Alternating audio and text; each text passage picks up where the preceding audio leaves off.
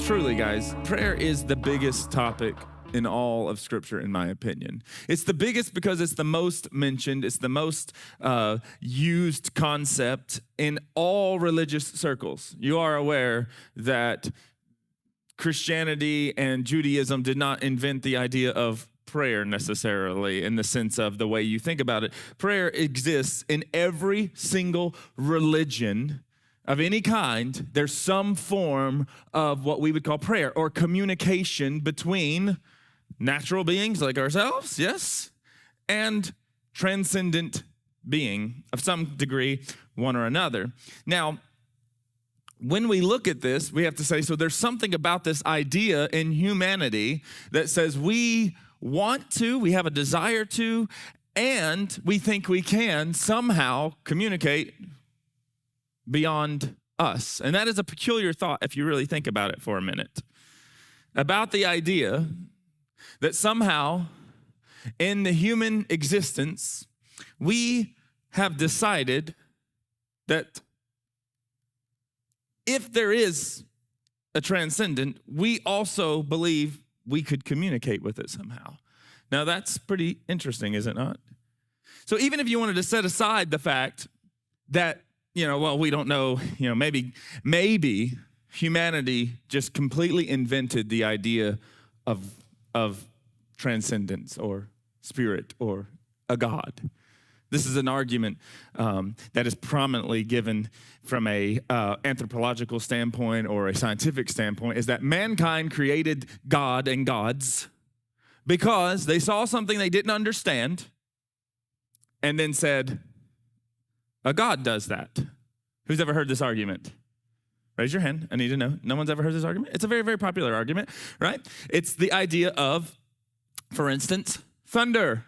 And what did they say? They said, thunder, we don't know what that is. It's big and scary. So there's a God that did that. And the Norse people had a God named Thor. Look, y'all are so good on your Norse mythology, right? And then the Greeks had that too, and they said, well, there's gods of these different things, and lightning and whatever, and there's a really deep, dark hole in the ground over here, and we're hearing stuff down in that hole, and so we're scared of that hole, and so we're going to call that hole Hades, and that's the god that dwells down there, and that's the land of the dead. So that's created a god of something they didn't understand. Am I telling y'all something? Y'all should have learned this in like 7th grade, I'm pretty sure. Okay. So this is, even if you were to say, granted, that's where all of the ideas of God came from, which is not true in my view. However, let's just say that that's true. What is it then about humanity that then says, I can still communicate with that though? Doesn't make any sense, does it? Even if we're granting and saying they're false, there's something in humanity that says, but I can communicate with something beyond me. Which also still gets you right back to the point, what is it about humanity that makes them think they could communicate beyond the realm that they currently live in? Something interesting about that. And so this morning, we are working off of the premise that you have two core ideas as a whole, which is number one, humanity did not just invent the idea of a transcendent being, that there is a transcendent being. We're working off the idea that you believe that to be true. And we're working off the idea that you also believe that you can communicate with this transcendent divine being in some way. We're working off these ideas to where when we talk about prayer in the constructs of this being who created all things that we believe exists and that we can communicate with, that we have to look at it from that standpoint. Does that make sense, or is that too thick for a Sunday morning and I need to say all that over again? Taryn is saying, do it again. I believe. Oh, y'all don't know that song? Okay. Let's just do it one more time, okay? There is something about humanity that says, if there is a transcendence beyond this, I can communicate with it, which is a crazy thought. In and of itself, that could be a whole day philosophical conversation as to what drives humanity to do that or think that that's possible. What we are going to talk about today is this idea of prayer that exists throughout all of humanity, and every religion is that humanity can communicate with transcendent divine being, which would be what we call God. And today, everything I say is based off the idea that we are going to say, we already believe that this being is real. Now, that's a whole nother fun conversation that I thoroughly enjoy to have. And if you'd like to have that conversation about how do we know the existence of God, it's a fantastical one. I was trying to think of a good word because like 5 of them came to mind all at the same time. It's one of my favorite topics. I believe there's plenty of conversation to be had about that. But we're going to assume as a whole that we're working off the idea that God exists. There's a being that created all things that is transcendent beyond this. Okay, just completely. And that somehow or another we can communicate with God. That's the whole premise that we're going to base. So when we look at this idea of prayer, we're assuming these two things to be true. Real quick, just to make sure, because I know it's first thing in the morning and y'all are used to being kind of primed up with some music and everything else. And it's like, man, it's 10. There was no like fun, but it was just, there's no skit. We didn't get to laugh at Daniel, and Jared's just up here throwing some philosophy at us. I don't get this. So let me just help you understand it again. We're working off the idea that there is a God. Here's a good, just helpful idea and thought. It's not like a proof, it's just a thought of how you can know what type of evidence to start looking for the existence of God. Who knows what the Mona Lisa is? If you studied the Mona Lisa, every inch of it, would you find the painters? Anybody know who painted the Mona Lisa? Leonardo da Vinci.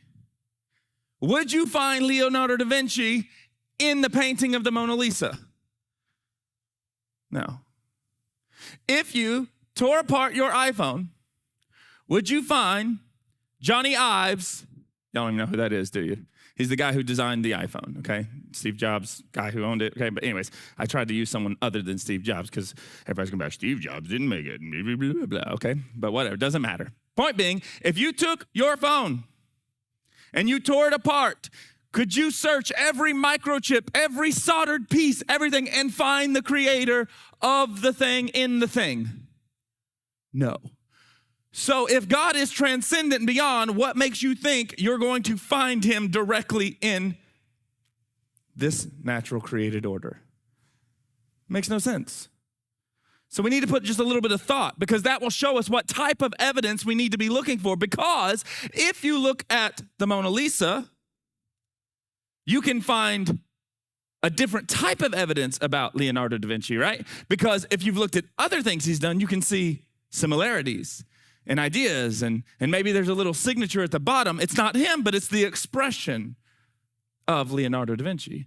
And if you took your phone all apart, you would find little pieces in there that are stamped, made by, Google, Android, whatever, right? Apple, made by Samsung, actually, and both of them. And you'd find these things, and you'd be like, oh, okay, so that came from here. And you would find evidence of a mark, but not the thing itself. And so when we think about understanding there is a transcendent God, we need to know how we frame up that evidence a little bit different. That's just to help you guys get thinking a little bit this morning. And so we're working off the idea that there is a God that created this natural world, and he is divine, meaning above us or transcendent from us, and that somehow or another we can communicate with that being. And we call that communication prayer. But prayer has taken on some radically weird forms over the years in different people. We'll talk about that later. Different groups of people do it very differently. Who's ever witnessed someone praying in a manner that you're not used to and you think it's weird? If not, I can introduce you to some people. And they're professing the same belief I have. And when I hear them pray, I'm like, that's kind of odd. Who has been here on a Thursday night when we pray through Psalms and we repeat after each other, and who was like, that's weird. Don't worry, we didn't pass out Kool-Aid afterwards.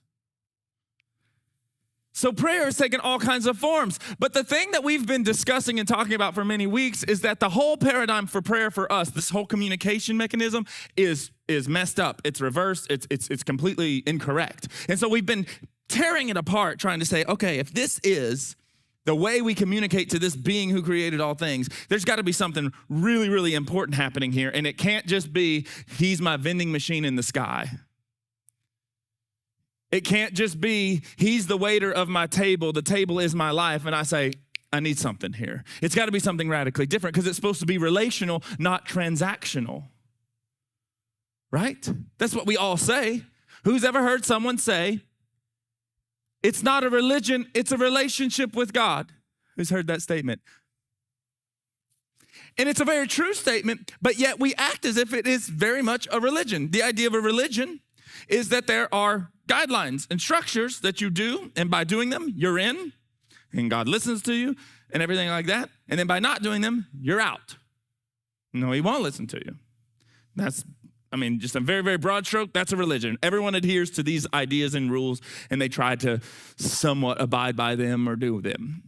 But a relationship's quite different. Because, see, in a relationship, while there is structure to what the guidelines of the relationship is, it's really quite abstract. Because who in here has a sibling? Whose sibling is the literal polar opposite of them? So we have similarities in our relationships. I have a brother. My brother lives right behind me. We could not be the most different people. And he used to convince me. I used to play drums when I was 11, 12 years old at the church here, right? And back then I was good. I'm not anymore. And he convinced me that I was adopted. And when guests would come into the church, I was like, I wonder if those are my real parents coming to check up on me. I literally thought this because he's like, we're so different. How does this work, right? And so you may even have a brother or a sister, a sibling, that has very similar ideas to mine. You're different. But yet, there's absolutely nothing similar about our relationships, probably. Some of you may not get along with your siblings at all still to this day. Some of you may get along with them very well. So there's lots of abstract nature in a relationship, but a religion does not allow that. And so when we pray and we look at prayer in the way Jesus tried, he said it's a relational thing. So thus, it can't be put into all of those structures. And guess what we don't like? We don't like that ambiguity. We don't like that unknown, that there's a structure, but, we can't exactly. Why? Because then we don't know who's where. We don't know who's the best at it. We don't know we can't draw it all out and line it all up. We don't know who's actually has a better relationship. Who's ever tried to do this? Try to compare relationships to one another. I don't know. Why does this always happen to me? My wife and I have lost many, many friends over nothing particular except for, and this sounds arrogant and I'm aware of it, but except for those friends start comparing their relationship to ours. And I've heard the husband say, hey, why don't you start acting like Taryn? And we're just sitting at the table like, ooh. And then the wife said, well, why don't you act like Jared? And we're like, oh, and then we don't hang out with them. And they just stopped talking to us. And we didn't tell them. It was just like they started wanting that relationship to look and structure like this, but it's not the same thing. We don't like relational things because they're messy and it's just ambiguous and we don't quite know how to judge it. And prayer is intended to be very relational. And in every relationship, a very deep, good, meaningful one, there is this idea and this word that we've been using over and over again, and it starts with an F and not the one you primarily say over and over again, fidelity. Fidelity. And I know many of us, when we first heard that word, the first week that I said it, it was like, fidelity, that's a weird word. Like makes me uncomfortable. Kids are in here. But the word fidelity doesn't have any particular sexual meaning or anything like that. We only know the reverse of it, which is infidelity, which means fidelity is lacking. Well, what is fidelity? Oh, Shamal, I hope y'all balance out. Fidelity is the demonstration or display of dedication or faithfulness repetitively. So you have an extreme amount of fidelity to breathing. Breathing is so much ingrained into your fidelity of life that you demonstrate and repeat a faithfulness of breathing, so much so that you don't even have to think about it. Who has fidelity to food? You demonstrate your faithfulness to eating food repeatedly. Now, I know this framing up in a little bit of a different way, but when we take it in a concept of a relationship, the idea of fidelity is that I am demonstrating and displaying my dedication and faithfulness to this individual over and over and over again. Marriage is the primary relationship that we understand that we have this idea from of fidelity. And no matter how much our culture still tries to get away from fidelity, to get away from demonstrating and displaying dedication to one and one alone over and over and over again, no matter how much we try to frame up that that's not what it is, we still gravitate back towards this idea of that's how it should be. The people that we glorify are heroes who display determination and dedication and faithfulness to one idea, to a country or to a group of people or to avenge. I mean, John Wick, him and his dog, man, he had fidelity to that dog. It caused him to kill like 30,000 people in one movie with a pencil. And he never needed to be sharpened. I never understood that, but I write 2 words and got to sharpen a pencil. What was it? Dedication on display. So the things that we look at and we say, that's something that's awesome and cool. But yet when it comes to now you do it, it's like, I'd rather just let someone else do it. Now intro religion. Religion is the idea of I pass my fidelity to someone else for them to walk it out for me. But prayer is fidelity. So thus, you must carry out your own prayer. And the way that the modern church has framed up prayer is what? You come to whoever has a microphone or looks more holy, and they pray for you. They do the fidelity for you. That's what you're even told to do. Who's ever been told? Like, oh no, you can pray on your own. But then what do you got to do? Well, you don't know how, so just come and I'll do it for you. Now that would be, I'm going to use the example again, but I'm going to use it. Oh, I'm going to have fun this morning and afternoon, and y'all are not going to join in with me, apparently. That would be like if, again, parents, just explain this to your children. They probably talk about way worse, guaranteed. Is if you're a virgin and it's your wedding night, and because you don't know how to do it, you ask someone else to go do it for you.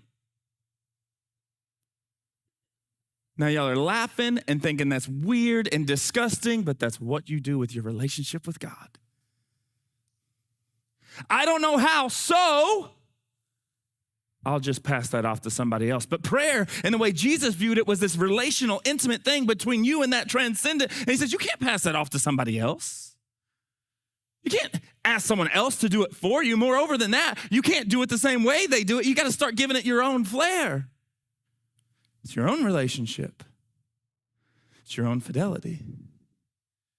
And with that fidelity, if you're expressing that devotion and faithfulness repeatedly over and over and over again, it creates either one of 2 things, a rhythm or a ritual. What's the difference in a rhythm or a ritual? A rhythm moves you places. It's quite relational. There's something that works with it. What is a ritual? It's something you just do because it affords you something. Now, if you look up the word rhythm, it'll primarily speak about music. And if you were here that week, we had Mike Warner, probably one of the most unmusical people I know, try to play the drums. And then we had Jonathan play the drums, who's been playing drums for 20 years. See, a rhythm is all about how it relates to the things around it. Because right now I could get people playing instruments, and one person could just be going boom, boom, boom, boom. And you'd be like, okay. But you're like, it's kind of boring. Boom, boom. Someone over here is going da-da-da-da-da-dum. Da-da-da-da-da. I'll take you there. Oh, wait, no? Okay. right? And so I start going boom, boom, and everybody's like, oh, okay. But if I did that for the whole song, like that's the whole song, just boom, y'all be like, well, this is boring after like 20 seconds. But if I had someone over here going boom, boom, and I had someone over here going boom, boom, it's like, oh, because how they relate to one another creates a rhythm. And that's the idea of a prayer fidelity rhythm, is that how the prayers relate to one another, how your life relates to the prayers creates something that creates rhythm in your life. And then the interesting thing is because God's placed you around other people, if they are walking in that fidelity, how they work together creates a beautiful orchestra, or like a tapestry that's being painted on. And so he says, you got to have a rhythm in it. Not just a ritual that there's no heart or anything behind, and Jesus addresses that a lot with the Pharisees and Sadducees. These were the people of the day that professed knowing of God, but all they did was say, just pray the prayer. It doesn't really matter if there's any meaning behind it. You just did the thing, and because you did the thing, it afforded you something. It was a ritual. And everything that can begin as a rhythm with passion that moves you somewhere can become a ritual that you begrudgingly drag your feet along with. And again, I refer to a relationship like a marriage. Who's married in here? Just see if, or in a committed relationship. Is that how we're supposed to say it these days? What starts off as a movement rhythm, your heart's beat is one and your breath over the phone is in sync together, becomes sighs that are in sync together. And my dad used to call it the same old disease. Wake up, have the same old coffee mug, go to the same old job, struggle with the same old things, come to the same old house. And then he used to say, kick the same old dog, but no one would ever kick their dog. They come closer to kicking their kids these days. Have the same conversation with the same old kids, get in the bed with the same old wife, and start the same old thing over again. What is that? It just became a rhythm, a ritual. It lost the rhythm. It lost the relationship. It lost the meaning behind it. And prayer is intended to be this rhythmatic fidelity that you live out that begins to speak to truth. But it brings us to a very, very, very, very big thing, which is this. So prayer is me physically saying, doing things, conversating with God physically, but God is spiritual. So the question that probably has come up into everybody's mind when someone talks about prayer and they say, pray out loud or bow down or kneel, who's ever been instructed to do, right? Put your hands together, kneel beside your bed, close your eyes, lift your hands, bow down, right? It's almost like they can't decide. Can y'all decide? Can we just do the Macarena and cover it all or something, right? It's like, why do I have to do all these things or say it out loud? Who's ever thought about that? Why do I have to do that? Why do all of these actions physically if it's a spiritual relationship? And it's a very valid point if it wasn't so stupid. Because that would be the equivalent of me saying, hey, Albie, we're friends, but I'm never going to physically hang out with you. I'm not going to talk to you. We'll just sit in the same room sometimes, and I'll give you the nod, but we're going to be best friends, you and I. Now, that is the most ludicrous idea ever, because most of you, if I pick someone in this room that you don't know very well, yeah, and I would say, are you really close friends? And you'd say, no. And what are you basing it off of? What you're putting into it. Conceptually in my mind, I can think about someone all the time, but that does not mean that they are thinking of me or we have a relationship whatsoever. So there's something interesting happening about why we must act it out. And I'm going to tell you why you must act it out. Why? I'm going to straight up tell you why. Has anyone ever been told why? No. Y'all just been told you got to do it because you got to do it because God gets your obedience, which is partially true. It's because you are made in the image of that divine being that we talked about at the beginning that we're all assuming we believe in. It's because you are made in that same manner, which is why you think you can communicate with him in the first place. That's what drives humanity to think if there even is a transcendent that I could communicate is because there's something about you that is transcendent. Now this happens in Genesis chapter 1, verse 26 and 27. And we see the creation of mankind. And it says that God created mankind in his image and likeness, meaning fashioned after and having the same characteristics as. And well, that same characteristic primarily is this characteristic of autonomy, of choice, that God says, I'm going to let you choose and have some play here in the world. It's kind of like God was a director and has the scenes laid out, but he's allowing you as an actor or an actress to improv in the scene, letting you have some choice in the matter. But the other piece of being like God is that you are a spirit with a body. So you are spiritual and you live in a natural world. And how did God create this natural world? Well, from the Spirit, because he is a spirit. And what did he do? He began to act out his spiritual nature in a natural form, which created the known universe that you live in today. I'm not going to trip over that. Did you hear me? God is spiritual and decided that his spiritual nature needed to be acted out in this other way to create the natural world that you live in. So then it makes perfect sense that you being in his image and likeness and having the same capability of choice and influence, that the way that you act out your spiritual nature would also be in the natural world. So that is why you can't just think it, you gotta say it. The other side of that coin is because you think so much about the natural side, you would never, things you only think and never do anything with, never come to fruition in your life, yes? Who's ever met a dreamer? You know what I mean by dreamer? Someone who dreams up all kinds of crazy things. You're looking at one. The difference is I married a doer who actually makes me do some of the things, except for building shelves, that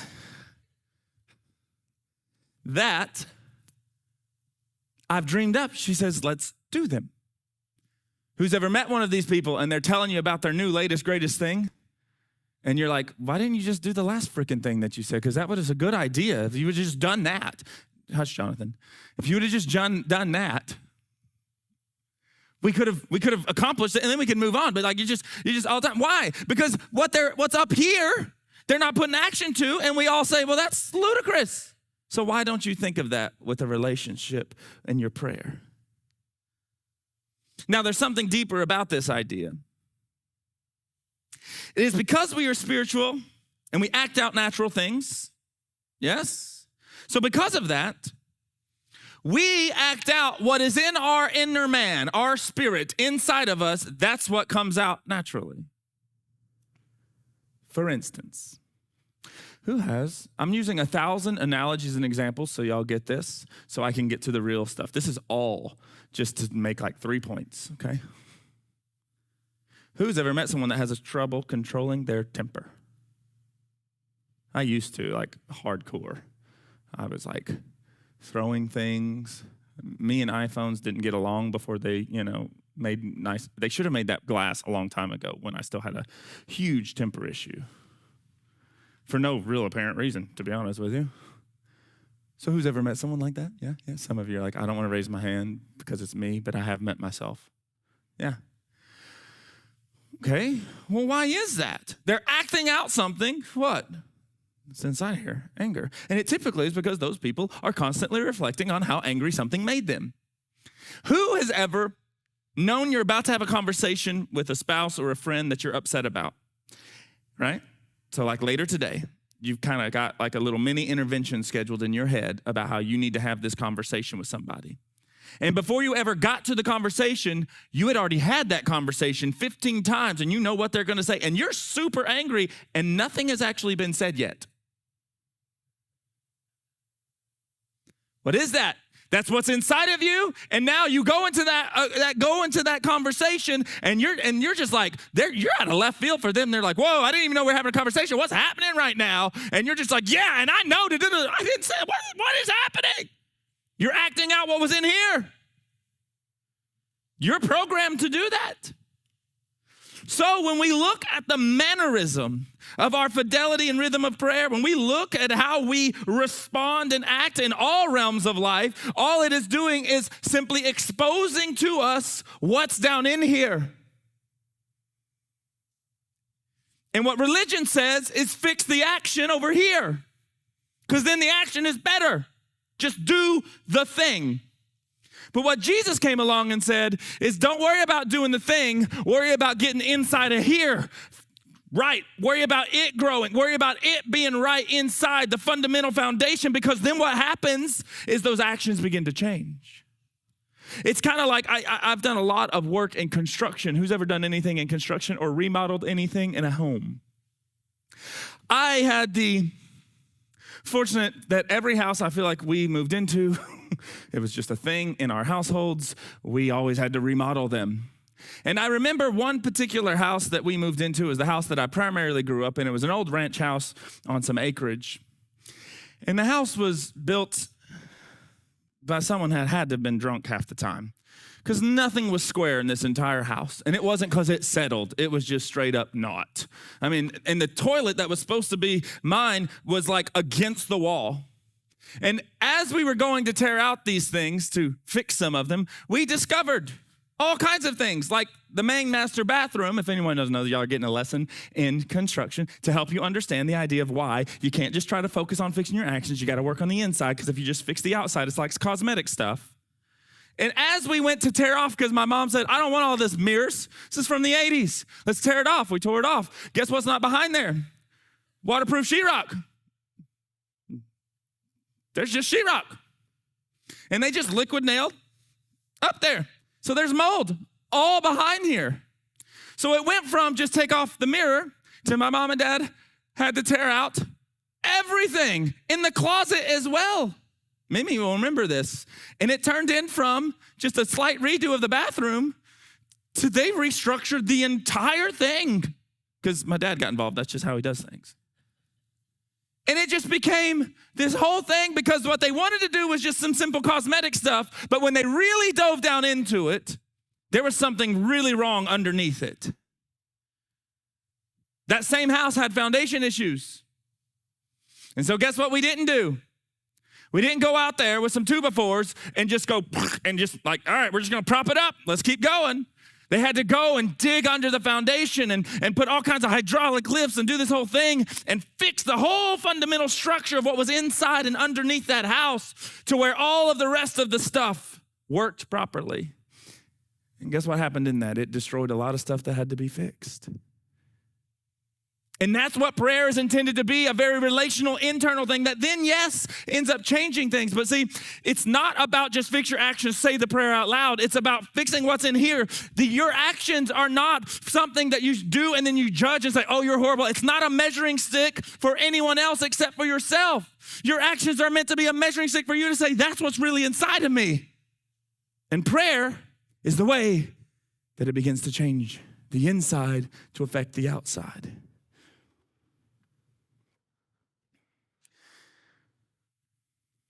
There's a really great story, Cain and Abel. Who's ever heard the story of Cain and Abel? Cain and Abel happens in Genesis chapter 4.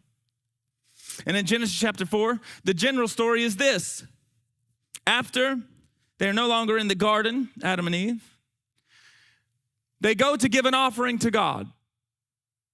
And when they do, it says that Abel gave of his first and best. Like not just he gave it first, but he gave of the very best of the best.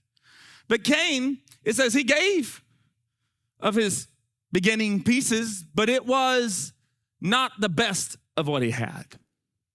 And then it says that God received Abel's and not Cain's, and Cain was upset about it. And God begins to talk to Cain, which is a whole fun conversation if you haven't had it yet. Go do it.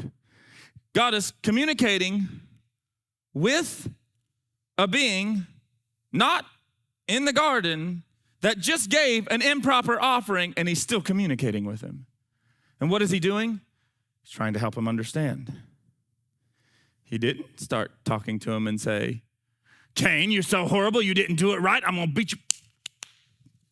He said, Cain, what's going on, man? What are you upset about? And Cain says, you didn't receive, and I'm paraphrasing. If you want to go read it verbatim, you can. Cain says, you received my brother's offering, but not mine. And God basically says, you know why that is. He doesn't say, do you want to know? He says, you know why that is. You didn't do your very best with it. You didn't give me the best of it, so of course I'm not going to. And Cain gets Proceedingly more upset, jealous, slanders his brother in the version of slaughtering him. And then the rest of the story of Cain is mentioned after that. And what we see here is the offering that was being given was the mannerism of what was inside of Abel and Cain. What drove them to give what they gave, to do what they did, was what was inside. And Cain's was twisted. Cain's was messed up on thinking, I got to do the thing and give God the thing, but I'll just give him what's left. I'll take the first, give him the rest. Out of what I got first, though, I'm going to take the best and give him just kind of the stuff I don't really want, the leftovers. I know some of you are very fond of leftovers. But yet Abel said, there's something deeper and meaningful and real, and so I must apply the best and the first there.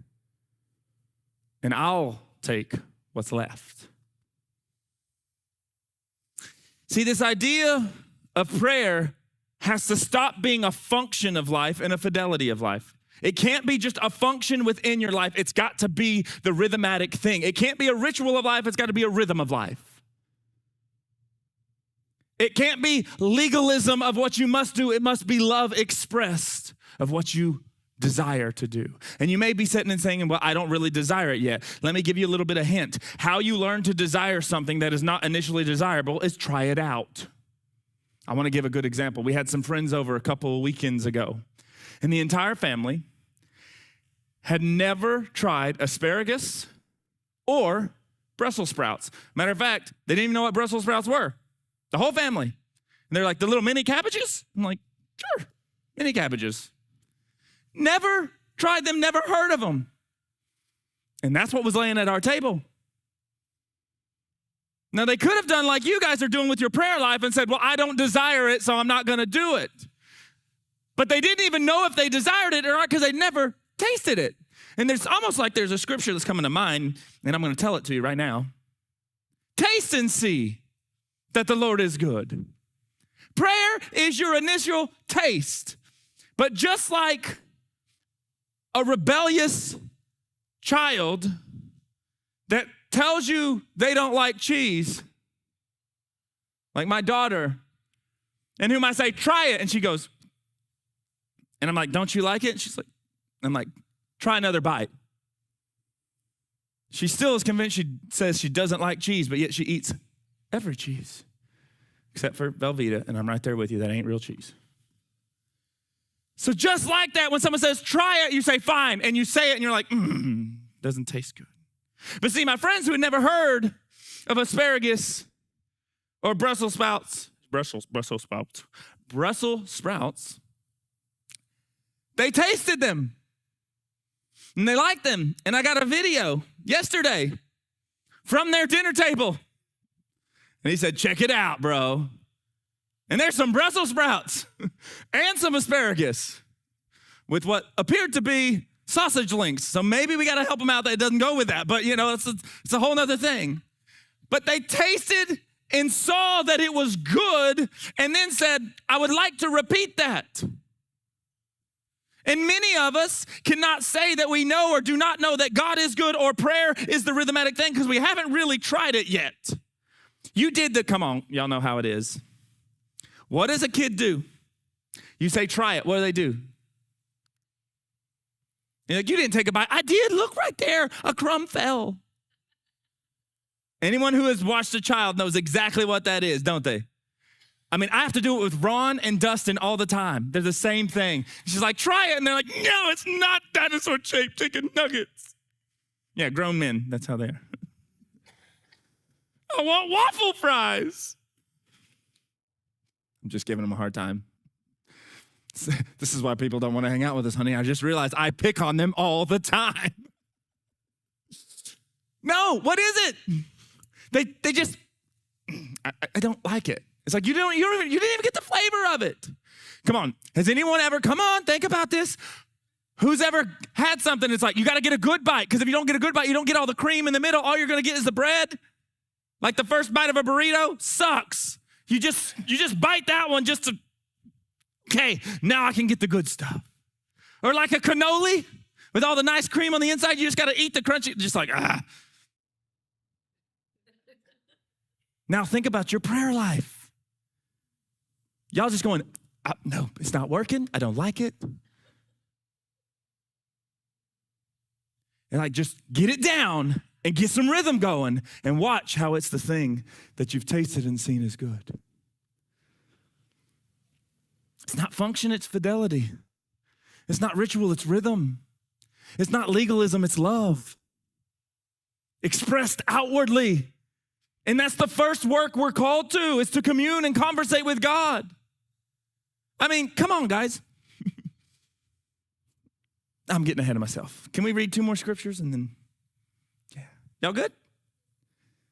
Don't worry, we can have intermission or whatever. We're going to look at a scripture that we've looked at recently, but we're going to just broaden it a little bit. It's in James. We're going to look at 2 different verses in James. James chapter 1, specifically verse 22 through 25. We're going to look at this. James tries to really show us this idea of prayer being fidelity, outwardly expressing what's inward. And there's a word that the Hebrew people had for this, and I'm only going to give you one guess to say it, about this idea of what you think and what you do and hearing and doing. And if there's one word for it, let's see who knows it. It is the word Shema. Shema. And the word Shema literally means to hear and do, to pay attention and respond. It's not separate. Like for you, you think, I heard you, and like I said at the beginning, I could repeat back the words to you. But the idea of Shema means I heard you, and now I'm responding to the information that I was just given. It requires both together. And the Hebrew people looked at everything this way. You cannot actually say you heard somebody if you are not responding in kind, especially if they are someone over you. Every single one of you have had a conversation with a employee or a child that you said, clean your room or do this. And they say, oh, I heard you. But you didn't do it. So I'm confused. I thought you said you heard me. And what you're really meaning is you shemad me. You heard and you understood, and now you know why that is valuable and you must do. And see, the Hebrew people, if they wanted to say all that, they just said Shema. Hear and do.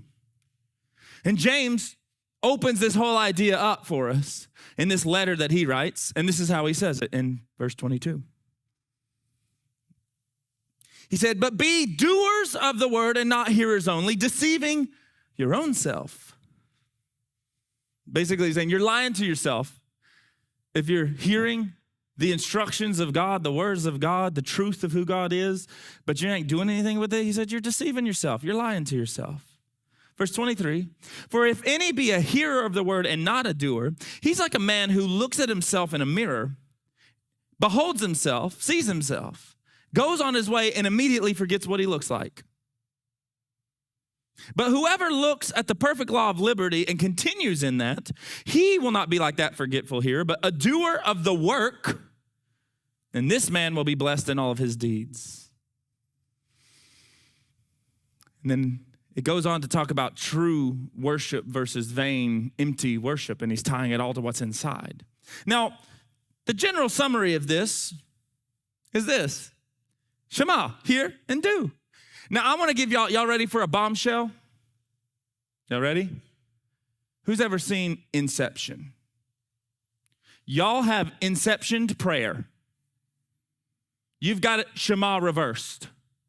Because y'all going to God expecting him to Shema. God, hear me and do.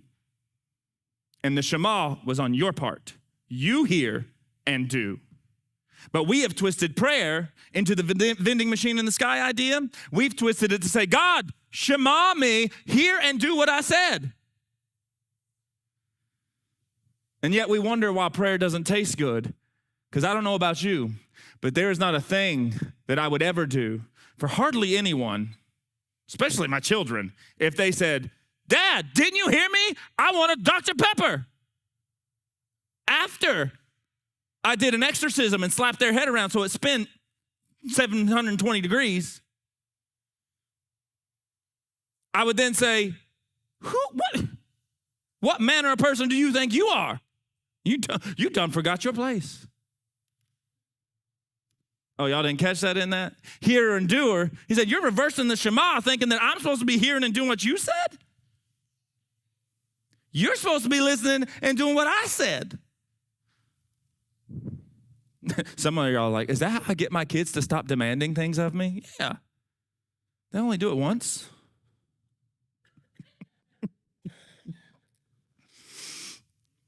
Y'all reversed it, and you forgot the manner. You forgot your place. You forgot where you are. You're not a hearer and a doer. You're asking God to be the hearer and the doer. And the whole structure of prayer is off.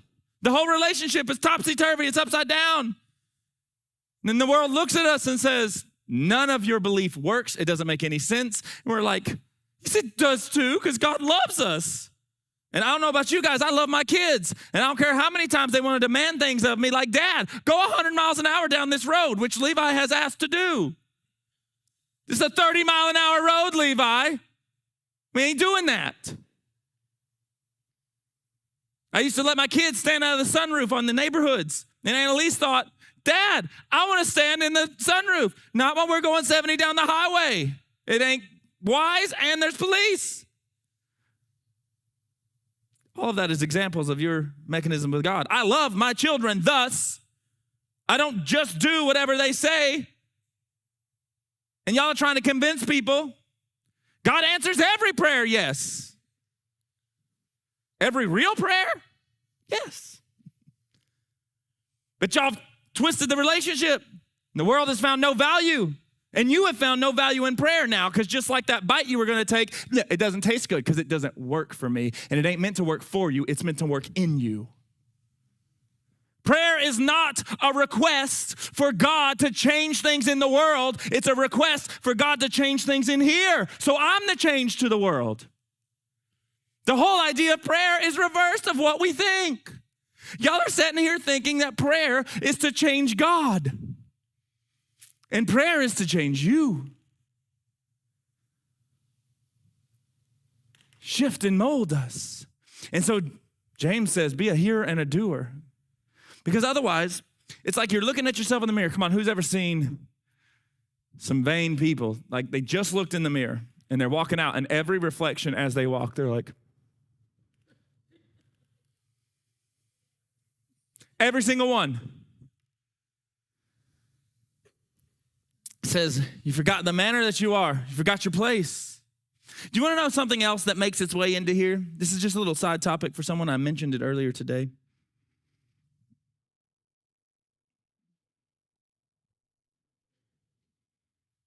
Do you know if you forget the manner of person, what manner of person are you? I just told you at the beginning. Y'all didn't see this is all connected. You are spirit with a body. You forget that you are not sustained only by natural things. You are sustained by spiritual things. That is the reason that the number one issue in the world today all has to do with mental, emotional, internal. It's not physical things. That's not the primary. We got doctors for that. We're trying to fix all this internal stuff, but it just ain't working. It's because that originally derives from a spiritual existence, and you've forgotten the manner of person you are. You are a spirit with a body, and if you're living as if you're only body, you will be deficient and insufficient internally, and then it will expose itself externally. You've forgotten the manner of person you are. And then because you've forgotten the manner of person you are, A, you forgot your place. B, you forgot your place. See, you can forget your place and be a demanding little bratty, petulant child. Or you can forget your place, that you are a son and a daughter. Y'all didn't see that? My kids have received from me more in abundance and things they never even asked for, when they understand their place and are not petulant little bratty children. And when they know their place before they even have need and ask, I'm providing. Now, this is not, oh, look at Jared being a good father. This is to minister to someone's spirit, to remember the manner of person you are right now. And I had this conversation just briefly earlier this morning, and they did not know what I was about to teach on. See, my daughter does not like orange Danish or cinnamon rolls. Some of you are like, orange Danish, it's a good thing. Pillsbury Doughboy makes them.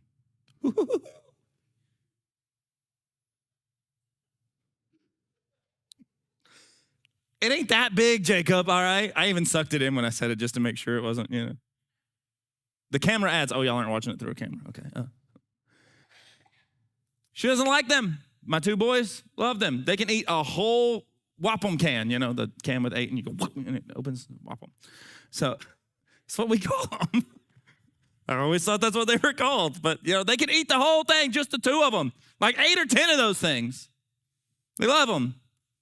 And so we buy them for them. But then inevitably, I got to do something different for Ann because she doesn't like them. And there's been times where I'm like, hey, just don't put the sauce on it. And she'll eat them. But we discovered something. We discovered that a bagel with Nutella and banana on it tastes awesome.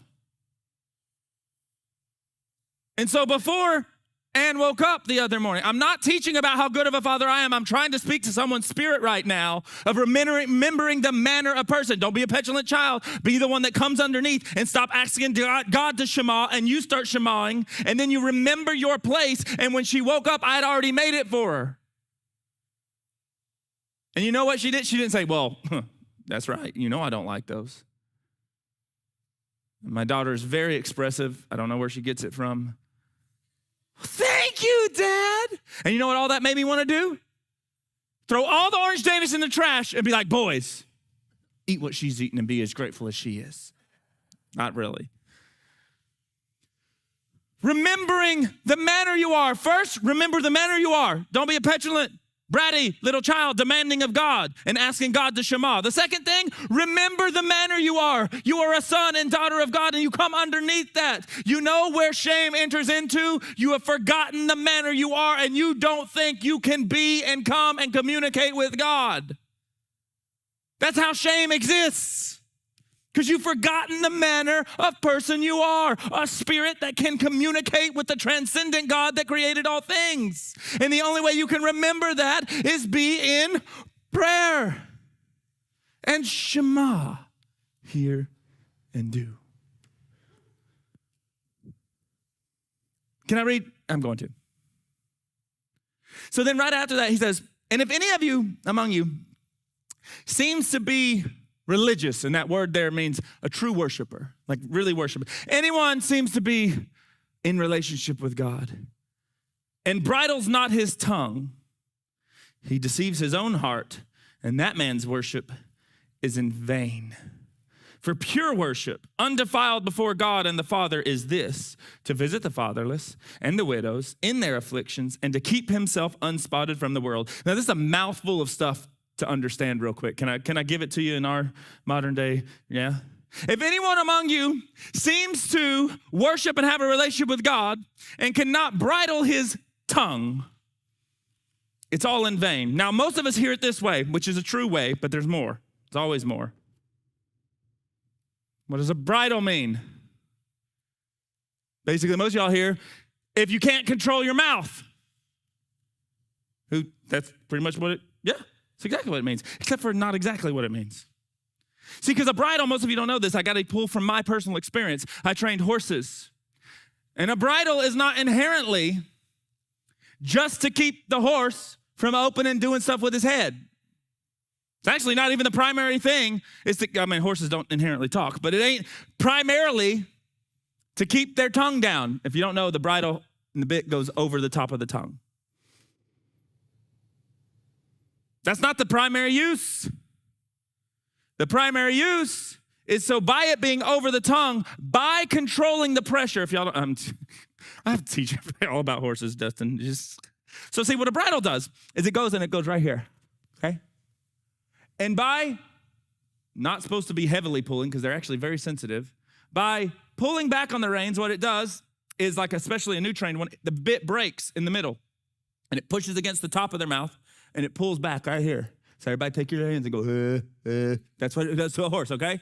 And by doing that, the horse tries to get away from the pressure and bends its neck down and is supposed to back up. And by picking up one, what it does is it puts pressure on this side, and it pushes the tongue down on this side, and the horse says, and goes this way. And it leads the horse. That's the primary focus and purpose of a bridle and a bit. Someone's about to get happy, or you should. So then pray, do, tell. If true worship is one whose mouth is bridled, what would that be? Please, someone say a word that starts with a P and ends with an R, and we've been talking about it for a month. Prayer. The way that God leads you is through prayer, like a bit, and saying if he cannot control his mouth, and not control his mouth by not just shutting up, control his mouth by what he says. Not the absence of what he doesn't say, because he learned not to pop off and say rude things like I do, although we should probably all learn not to do that. It's primarily driven by being led of what to say, what to do. Why? Because if the internal piece knows what to do, my external actions line up with it. And prayer is the bridle. Prayer is the mechanism that we're going to use to speak, to say, not to ask God to shema us and change something in the world, but for God to come in and shema me. I'm going to be the shema. I'm going to hear and do and say and produce fidelity that then begin to change me, and I become the change in the world.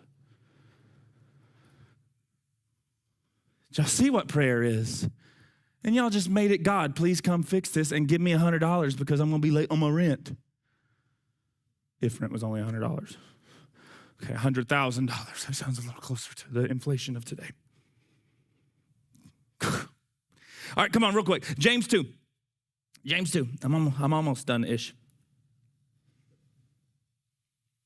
James 2, he continues on this thought, but now he shifts the verbiage from hear and do to faith and works. Who's ever heard this phrase, faith without works is dead? It's a very popular phrase.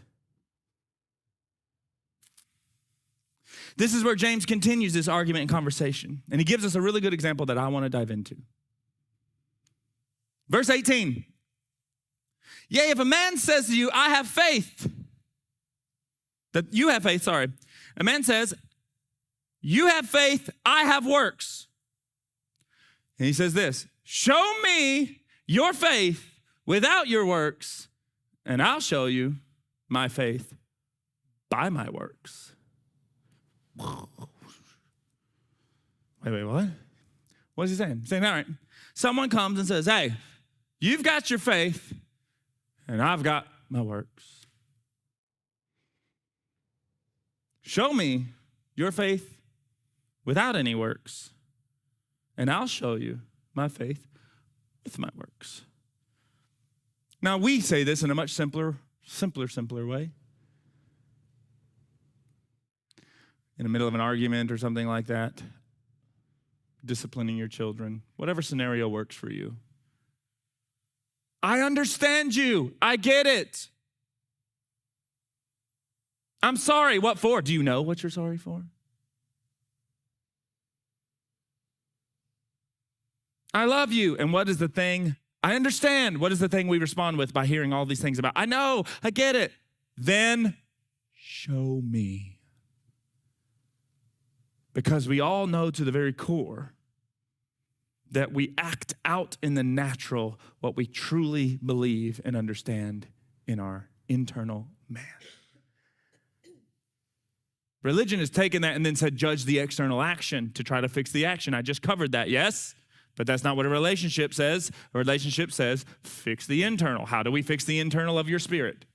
Prayer first. Prayer is the first work that we are to do in our internal because it changes us, and then we begin to line up with it. And so James here is saying, hey, here, do all this stuff. He's saying, you cannot tell me you believe something and not act it out, because prove it. How do you prove what you believe if you're not acting it out? The proof is you don't actually believe it. And I use this example all the dadgum time, and I was reminded of it last night when I was watching some chairs being put together. All of you believe those chairs work. Y'all never once wondered and questioned if I removed every screw in those chairs just to see all of y'all fall and we're going to be on church epic fails or something. You've never wondered that till this moment, no. You've never wondered that. None of you have ever wondered if when you woke up this morning, if the sun was going to be rising out of the east.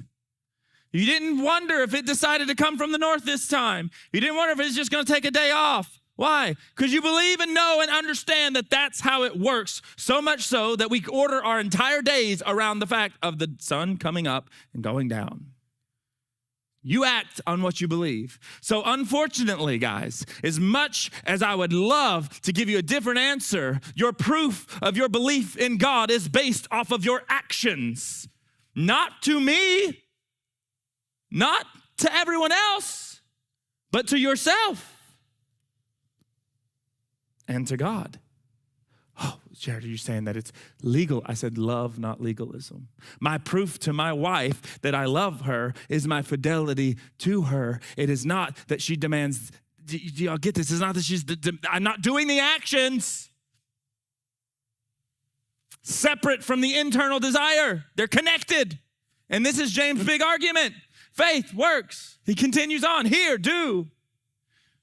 So if you want to know the status of your internal self, look at what you act on, how not. Someone's getting super religious and legalistic in their head right now. What I mean by that is y'all are thinking, oh, so I got to fix my actions. I just described for the last hour what I meant. So if you have forgotten the manner of conversation we just had, you need to go back and listen to this very message that will be posted on YouTube later today, like 1,000 times until you can get it out of your head that I'm not saying now go and worry about your actions and fix your actions. I am saying go look at the action and say, what am I missing? Prayer. I'm going to go back. I'm going to find myself in here with God and then watch how that slowly shifts and changes my life.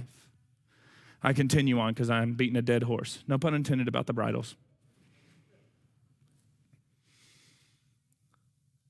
So it says, faith works. Show it to me. Verse 19, you believe there's one God. Good job. I'm paraphrasing here for sake of time. You believe there's one God. Good job. So does the devils and demons. He's saying that is not. I'm about to blow someone's head wide open. Are you ready for this? Shema.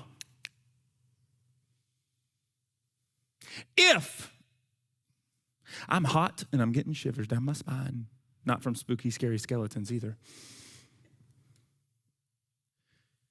If all that was relationship with God was determined by your saying belief that he exists or that Christ existed, and that was what constitutes it, then by this statement alone, and I'm going to say it really old school Pentecostal just for fun, every demon in hell combined is going to heaven. Because they all believe that too. That's what he's arguing. He's like the worst of the worst things you can imagine of these spiritual entities that exist outside of here. He's like, they believe and know that. Oh, what does that mean, Jared? It's by your Shema of it that determines it, because they know and do not. You're supposed to know and do. Meaning that I have now submitted my life to the Creator that created, versus I know he exists, I just don't care. Y'all like that little bit of Pentecostalness in there? I don't even need a mic. I don't know why I use it. Whoa, that's huge. Here's verse 20. So they know, believe, and tremble. But will you know? You old vain man, you empty person. I think he's referring to the head at this point. Empty. That faith without works is dead. Meaning your belief without putting some skin in the game, some action behind it, is nothing.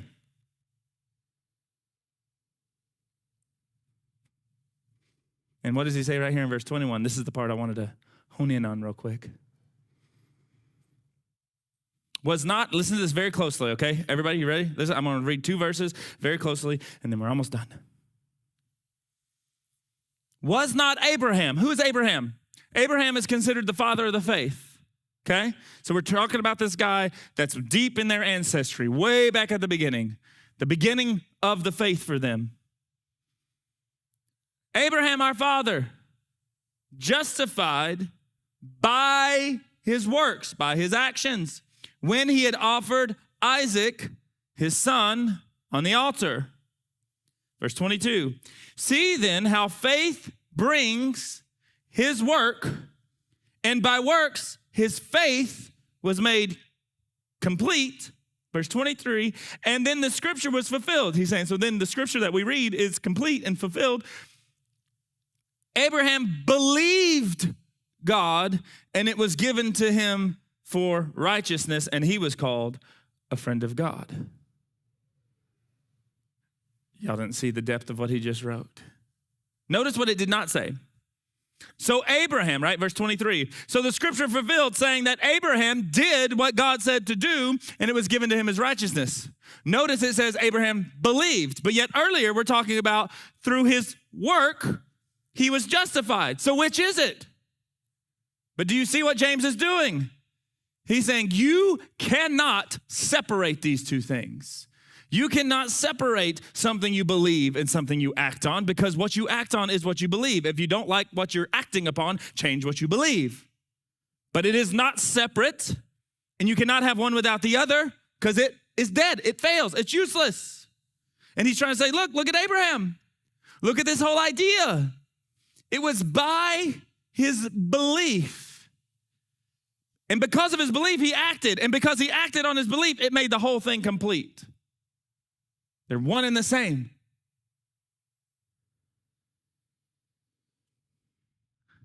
Now, there's a couple of things you need to understand. One of them, just for fun, real quick. Abraham, in the chronological passing of time, is before Moses. If you don't know who Moses is the guy who led the people out of Israel, or out of Egypt, and created Israel. And after Moses did that, there was something given called the Torah, or the law. It's commonly referred to as Torah by Hebrew people. We just say the law, all of the rules. 10 Commandments, a part of that. And that was what the Hebrew people, and still to this day, that is what makes you righteous, is the abiding of the law. But yet here we have a character from before that is also now called righteous without the law. The law doesn't exist yet. So then how was he righteous? The same thing Paul says, millennia later, it is by faith. But what Paul meant by faith is the same thing James meant by faith. Shema, you hear, you know, and you abide and do. And here's the brain teaser of the whole thing. So what does that mean? Does that mean if I mess up in my doing of what I believe that I don't actually believe it? Kind of. It basically means you don't believe it as much as you thought you did. So I got to reevaluate that. How do I do that? Through prayer. But does that mean that now I can't approach God? No, I'm not going to forget the manner of person I am. That's the purpose of Christ. He is called the bridging of the gap. That is the Spirit of God within you that makes intercession. The word intercession is a type of prayer that means to stand in the gap between and to pull them together.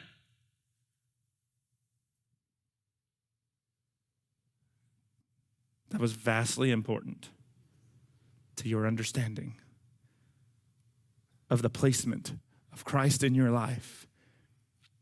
Central to walking it out, to understanding it, to observing it, to seeing what does it mean to believe. That's why, like most of what Jesus talked about, was following the way that he did things and then saying, here's how you do it. Here's what belief looks like.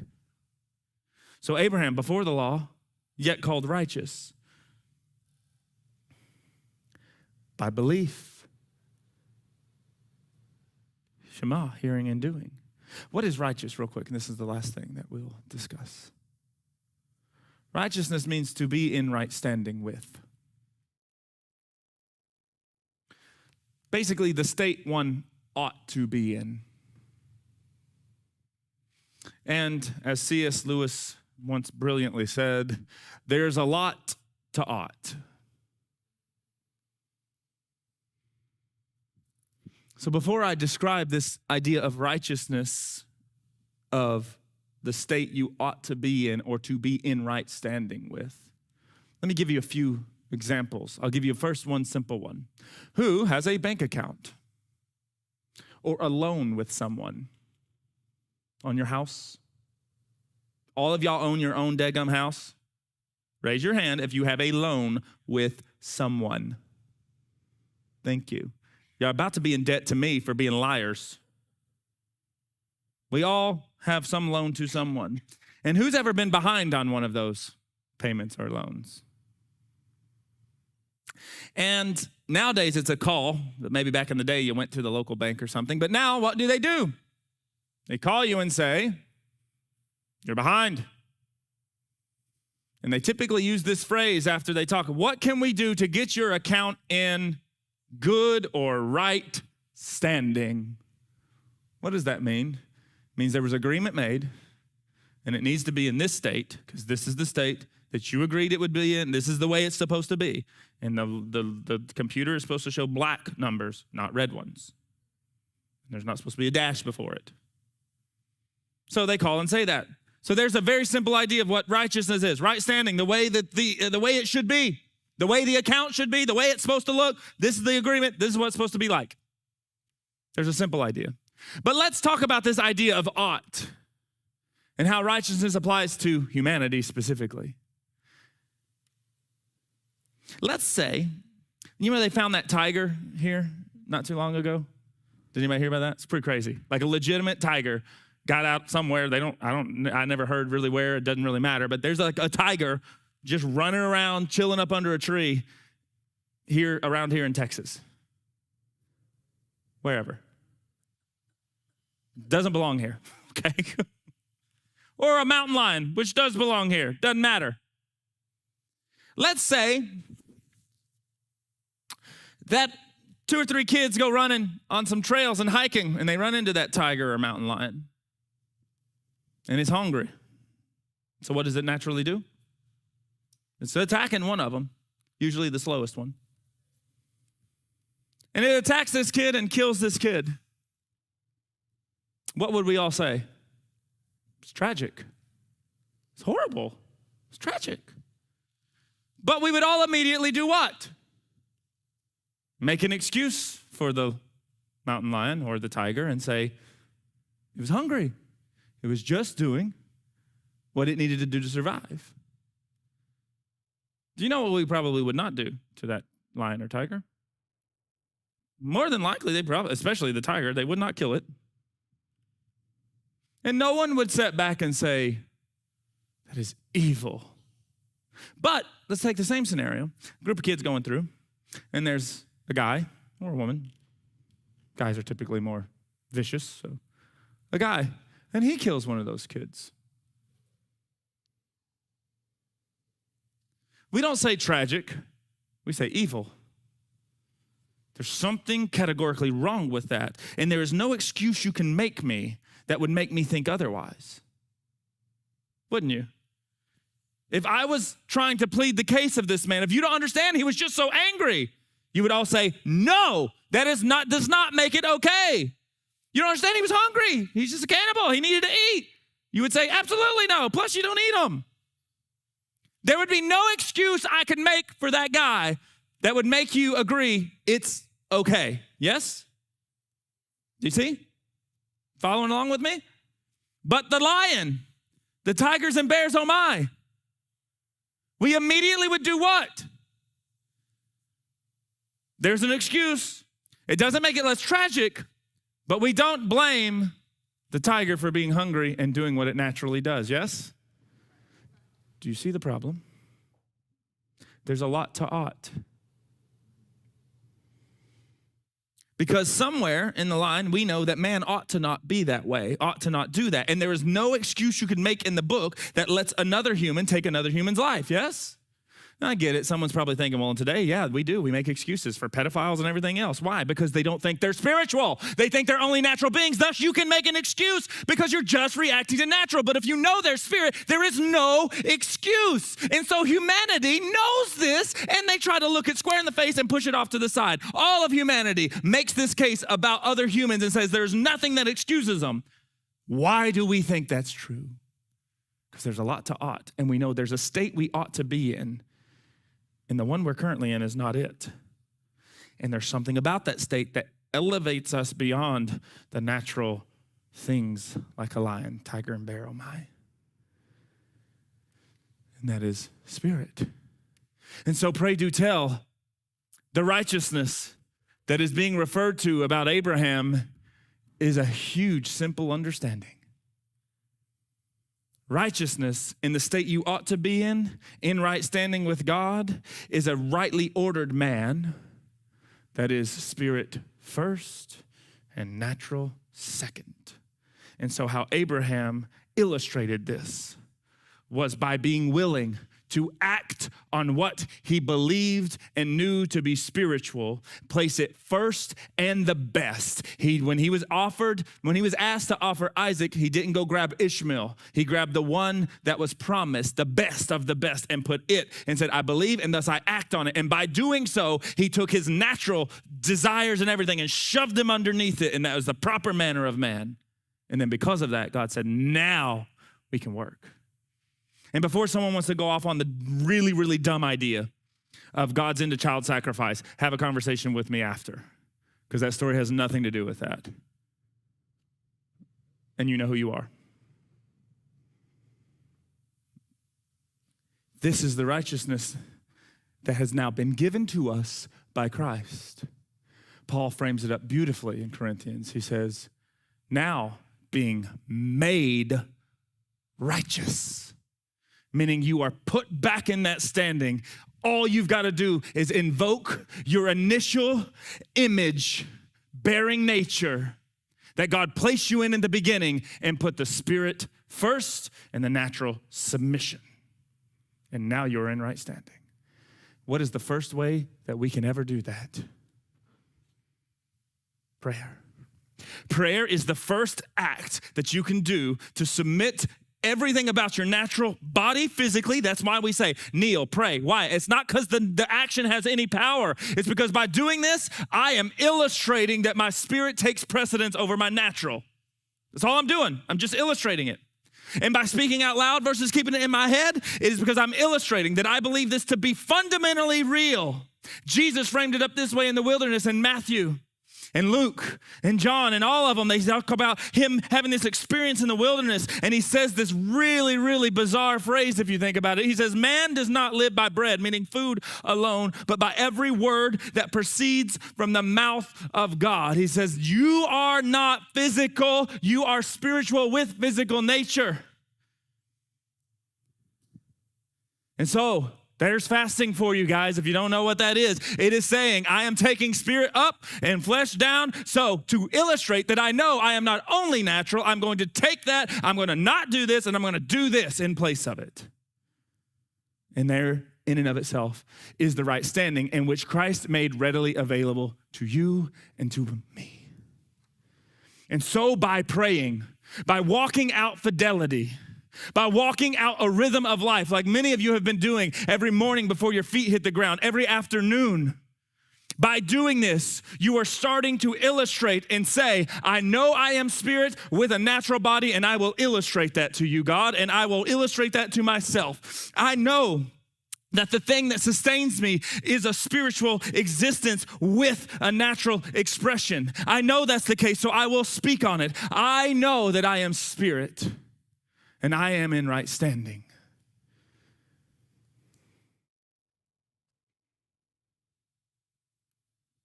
So all of the different mannerisms, all the styles and statements that we make, that is the statement you're making when you pray. You're making a statement, declaring it to God, declaring it to yourself even, that says, I am spirit with a natural body, and I am in righteousness, and I have the ability to commune with the transcendent God that created all things because I'm made in his image. And I know that, and I will listen and do. In prayer is the foundation that begins it all.